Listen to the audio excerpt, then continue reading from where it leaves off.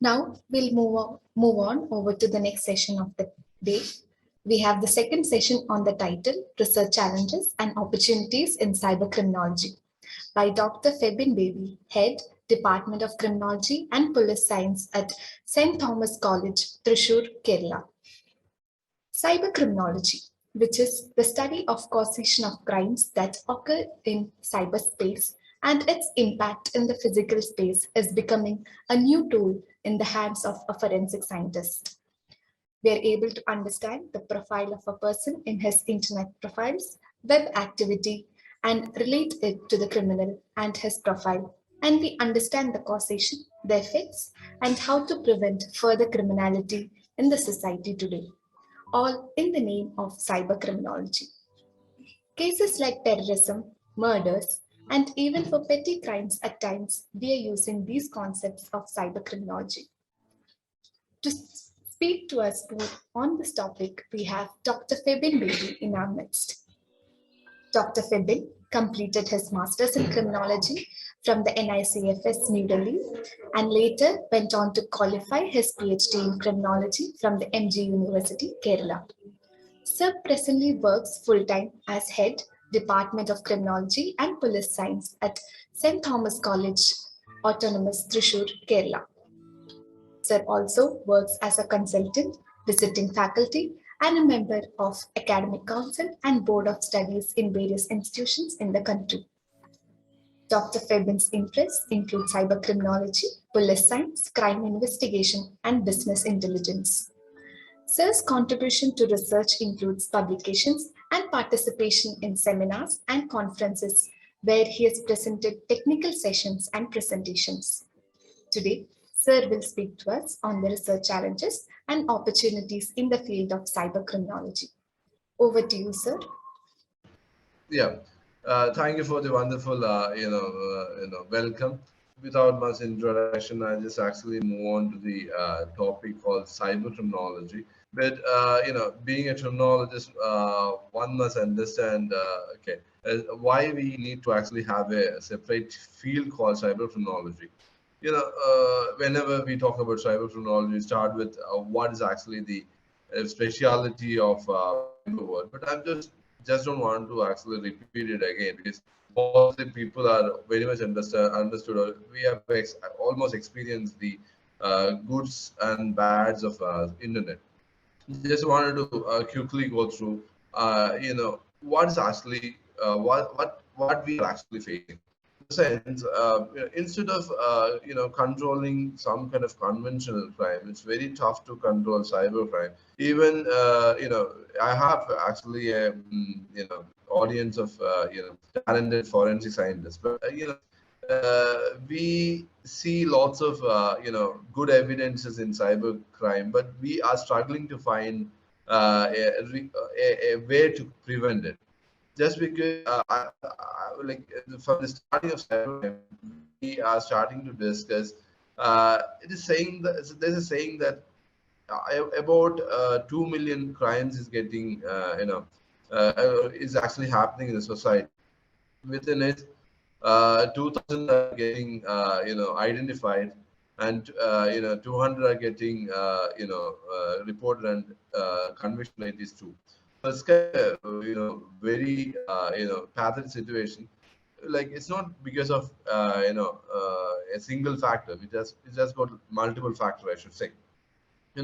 Being into a cyber criminology field, I always talk about the difficulties of the medium, also the community. Why? Because as we have actually changed from normal cyber normal physical world to the cyber world, we had kind of a convenience that everything is actually possible. I I'm going to talk about this topic based on that statement. Everything is possible. Okay, let's talk about cyber world first. I think that's actually the we have something called a cyber or virtual world. I have put a cyber versus virtual world here just because virtual world often termed in like termed in like just mentioning from even before the introduction of the technologically called cyber world. There are certain things which cyber actually can happen in cyber world can't be happening in physical world. That's actually a very tricky statement when it comes to cyber and virtual world. Like I'm straight away moving into my topic just because most of the people are all everyone is actually okay with cyber and virtual world. There's actually there was actually a problem from shifting to conventional thing called sociology to sociology, psychology, criminology to cyber sociology, psychology, and cyber criminology. When I had a discussion with one of the sociologists from Delhi University way back in 2021, I mean 2011, she was actually like to talk about cyber sociology. She was actually okay to have sociology as something which is which she thinks covered almost all the aspect even in the cyber world. But later, when we actually identify there's actually a society exists in cyber world, then the usual conventional sociologists started to think how, what, and when, or what is actually the nature of the society, the behavior, the societal behavior in virtual world. That's actually a very tricky statement. Some of the people will, defend the statement by saying that, okay, everything happens in society. Why don't we have a separate, wing called cyber sociology? Cyber sociologist, it's actually a new field. I guess, like some 2 3 people are actually starting to research in this field. Cyber sociological field, some of them, used to understand cyber sociology as, with respect to social networking sites. I don't actually, restrict this cyber sociology into social networking instead. Instead, we term virtual world as a society. Then we study, or the sociologists study the virtual world. That is called a cyber sociology. It has got a wider aspect with respect rather than sticking on to what you call as a social networking side.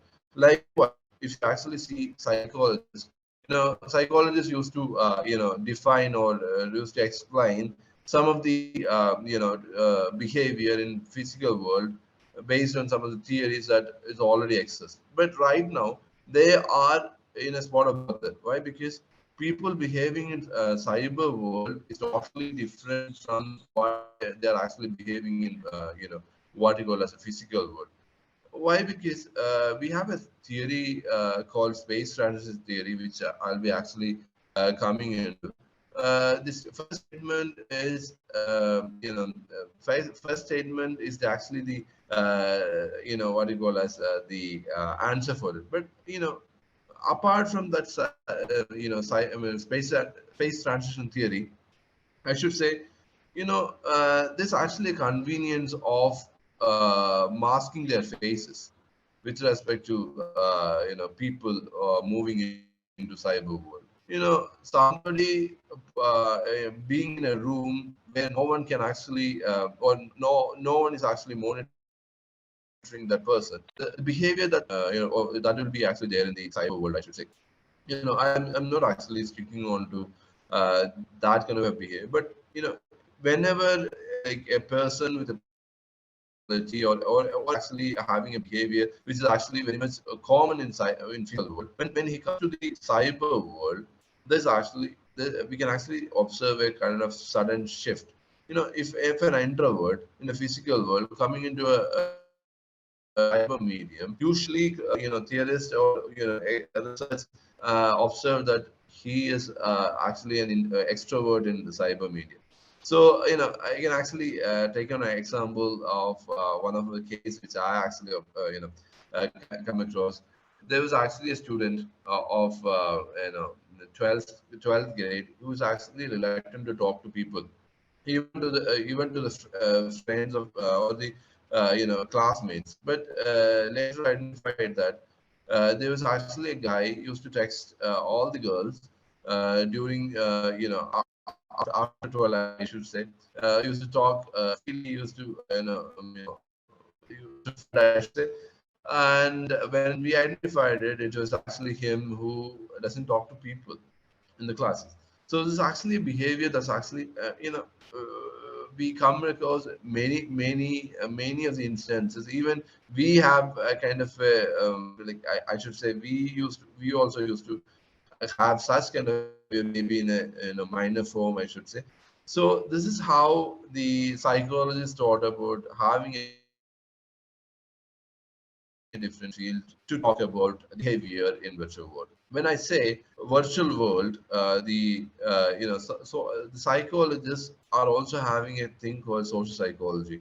So they are in line with cyber sociologists too. So this is actually complicated terminologies, though it's actually you know very much common to us. Some of the people are finding it difficult to understand or the draw a line or border which is actually cyber psychology or psychology. So this is actually very tricky. Psychologists will come up with an answer, but the criminologists, we are quite sure that cyber criminology deals with all the behaviors with respect to the cyber world. I don't actually restrict cyber criminology or the criminal behavior into the physical into the cyber world itself, or whatever behavior which is actually happening in cyber world affects the physical world will also come under the preview of cyber criminology. you know India has a legacy of cyber criminology, uh, with the help of Dr. Jayashankar, who only proponed the theory of space transition. He starts with a theory by saying that a person with suppressed criminal behavior in the physical world may have a chance to commit an offense in cyber world, which he or she may not commit in physical world due to his status and position. you know this is actually a statement which has a contemporary relevance. Why? Because people are keen to have a status or position in the physical world, which they used to neglect when it comes to virtual world. you know just because they think that, or most of the people are thinking that or mistakenly thinking that they are not getting monitored. I actually coming to the you know coming I'll come to the scenario later, maybe in the last part of my presentation. So if you actually see the behavior, we can actually understand why it's actually happening. Like in the sense, the nature of the medium, the characteristics of the medium is actually one of the speciality, or one of the key thing. Or I should I'll actually take out an example. We can actually have a social networking account, maybe of Instagram or a Facebook, or Facebook is actually updated. We can actually call it as so much outdated account. So anyway, we can actually have n number of accounts in real name, or you can have it in a fake name. So the identity is actually masked. Second one is the with the use of these proxies and other tools. Definitely we can actually somehow or the other, especially to the local law enforcement agencies, we can actually avoid the chance of getting caught. Third one is uh, there's actually I should say the behavior in the physical world, in the behavior in the cyber world, or the key interest of the people to go into cyber world is the key. I should say why? Because they are more comfortable in cyber world. Maybe n number of reasons we can actually point out, like in the sense the convenience. If I'm not that sound in English, I can actually talk to a person in English just because using a simple tool called Google Translate. But there are certain other factors too.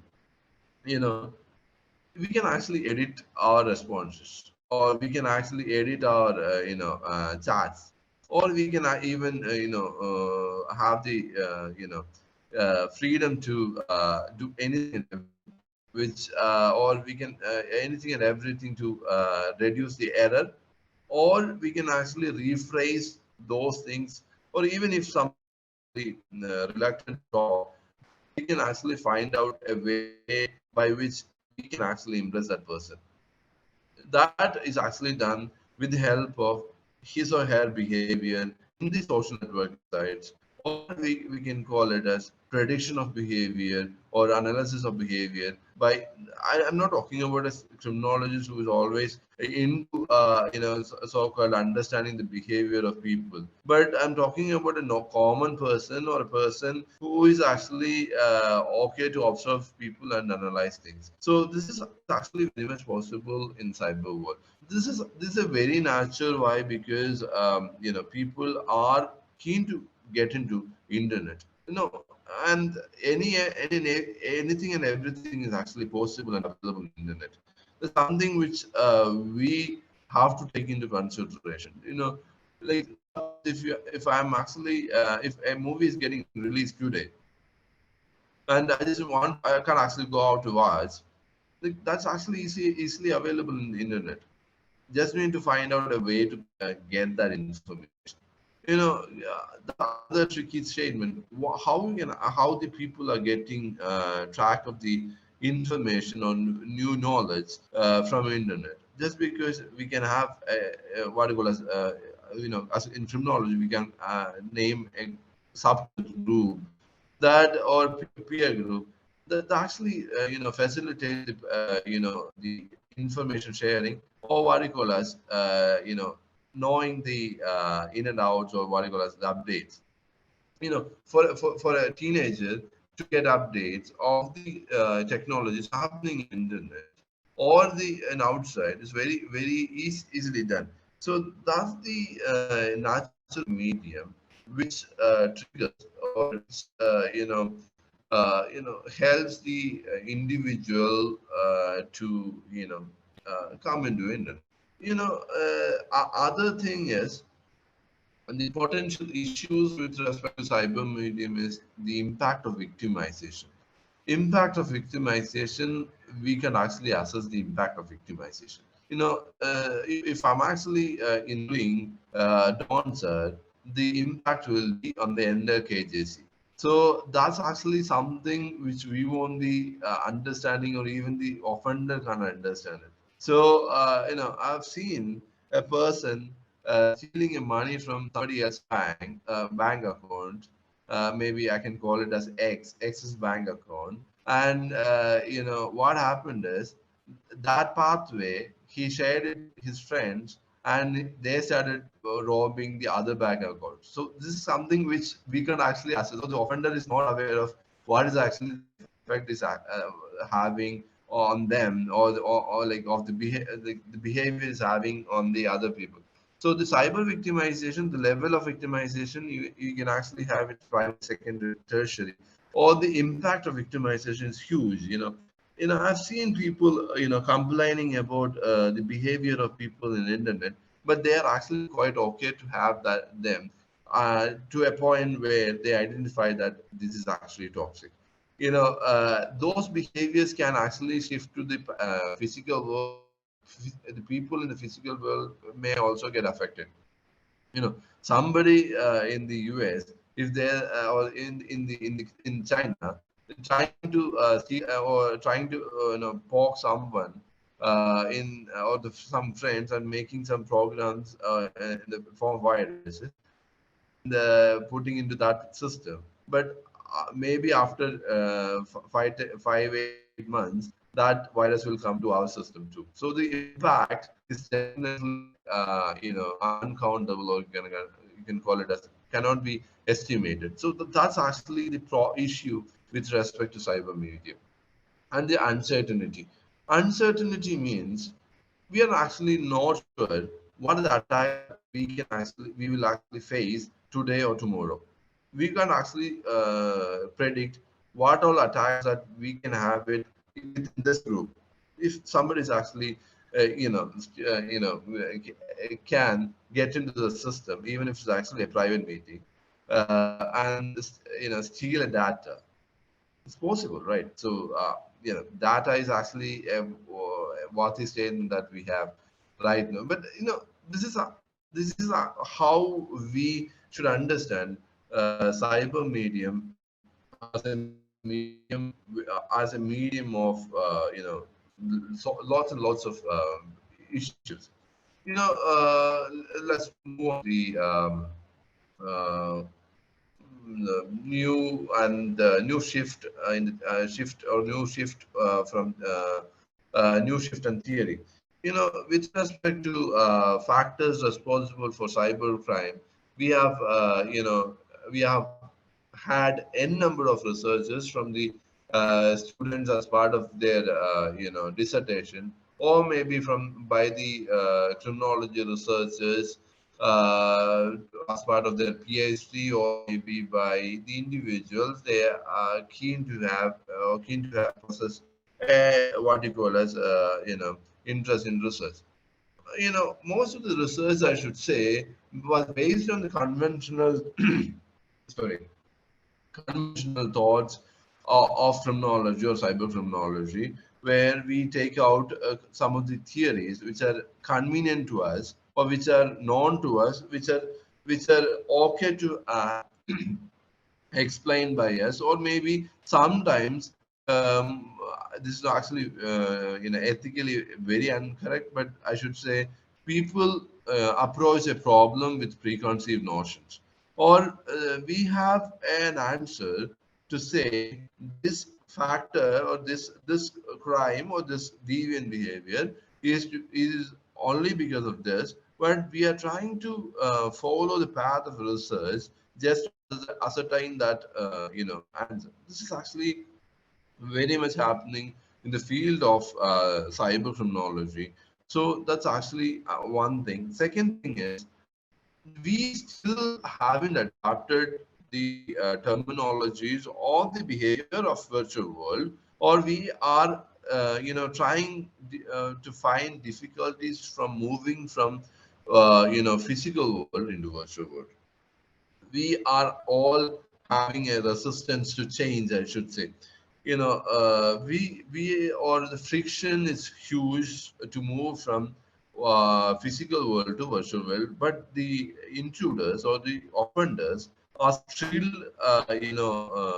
they have already moved from physical world. They don't actually rob your houses, but they are trying to rob your hearts. So this is something which we should understand, or we should actually take into consideration while dealing with research in cyber criminology. When it comes to research opportunities, we have n number of opportunities, or the area is open just because the least number of researches were happened in the field of cyber criminology is the answer for the opportunities in the research in cyber criminology. That's how we should have a new approach, or what you call as new approaches in cyber criminology, or in the field of cyber criminology. New approaches often talks about the individualistic multi-factor approach, I should say, individual centric multi-factor approach. Why? Because the individual is molded in such a way that they have different tastes are also different behavior. Is common to both physical and virtual, but in virtual world we have observed a keenness to have different or unique behaviors by each and every individual uh, who are called as users. Now, there are certain factors which are unknown. The unknown factors are such that what are crimes, or what are victimization is happening in the society. Second one is, what are the exact reasons why people are into cyber world, and why people are into cyber deviances. So this is another aspect which being a researcher should identify. Other thing we call as factors known and addressed. There are certain factors which are known but not addressed. Maybe maybe due to other factors, I should say. There are certain factors called convenience. Convenience by research. If okay, I'm actually asking you whether you are ready to take out a research involving children or sexual abuse of children. I think the answer will be, minimal. Why? Because the ethical clearance that one should obtain from the ethical authority, the process will be very tedious, and the implication of the research or the publication of the research is also a kind of problem for us. This is actually something which is called as reality. That though people used to say that it's unreal. Whenever we take out or whenever we take out options for research, we'll definitely think about the ethical clearances, ethical standards, or the feasibility of research. Feasibility not in real senses, but in other senses. Feasibility of research is something which often pulls us back away from taking real aspects or the core problem in the theory in the cyber criminological research. Other thing is, with respect to pedagogy, the teaching, learning, and evaluation of cyber crime or cyber the ideas with respect to cyber crime, it should be done in a proper way. The cognitive levels are so damn tricky. The cognitive levels are so damn tricky with respect to pedagogy or the cybercrime teaching and learning. Also, the teachers should be in a position to understand the new terminologies. To impart knowledge should be based on the openness to change, bringing in new ideas, acceptance of the medium, acceptance of the terminology called everything and anything is possible. So based on that, we should have a framework to prevent, also to understand all and effectively deal with cybercrime and cyber cases. We should actually be ready for the worst and never possible things that can be exploited in cyber world. These are the ways by which we can actually improve, these are the opportunities that we have it in cyber criminological research, and the challenges I've already mentioned in the beginning. What are the challenges that we actually face in cyber?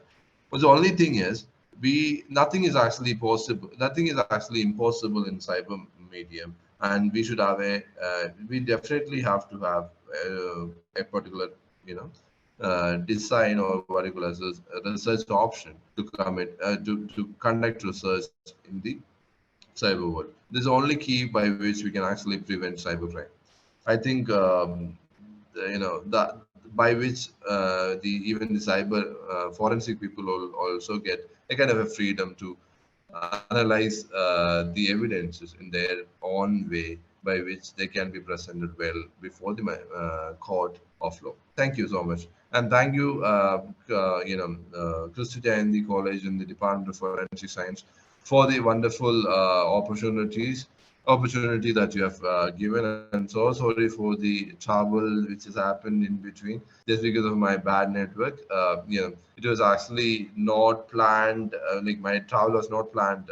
It was actually came all of a sudden, so I had to travel. So sorry for that. Anyhow, wish you all success for the 7-day faculty development program, which is happening in KJC, and all thanks to all my colleagues in ICFSA, also my friends there in the audience. Thank you, Dr. Sujita, for the wonderful opportunity. Thank you and all the best. Thank you.